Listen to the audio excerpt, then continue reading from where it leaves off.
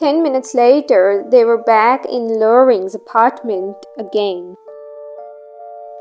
David had thought it best to hear the rest of Janice's revelation there. As they entered the large studio living room, an oppressive pool seemed to burden the atmosphere, as though they had stepped from the cheerful bustle of the village street into a place where fear and uncertainty dwelled.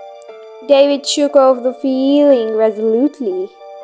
This was his own apartment, and no one dwelled here except himself, and he was a realistic, if somewhat romantic fellow. They sat down together on the couch which had held them rapturously entwined in one another's arms such a short time ago. "Now, Janice," he said, trying to keep his voice calm and patient, as though he were a doctor dealing with a difficult patient. "You probably had an hallucination, but tell me about this thing you saw. And remember, I'm right here beside you." He spoke with an effort. I saw it distinctly, enough to be sure it was alive and watching me.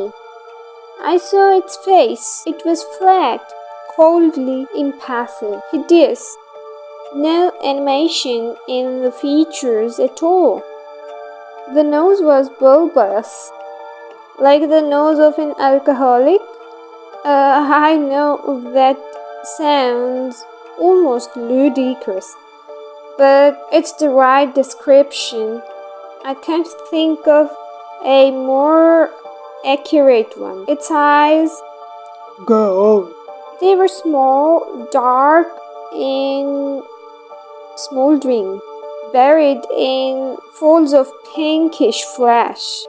I said no animation, but the eyes were alive, riveted on me as if it were, yes, a ghoul, as if it wanted to pounce on me, sink its teeth in my flesh, and suck all the marrow from my bones. There were two little knobby outgrowths protruding from its forehead, one from each temple. They were pinkish too, and if they had been a little longer, they would have looked like corn. Let me get it straight, Janice. Its face was flat, and yet the nose was bulbous, and when the eyes are animated, they have a great deal of expression. It makes the other features seem animated too. Aren't there contradictions there? No, I don't think so. Its face did look flat, mask-like, despite the bulbous nose and the smoldering eyes. I had the feeling that its features just weren't human, that it was incapable of feeling as we do, thinking as we do. I told you how I felt.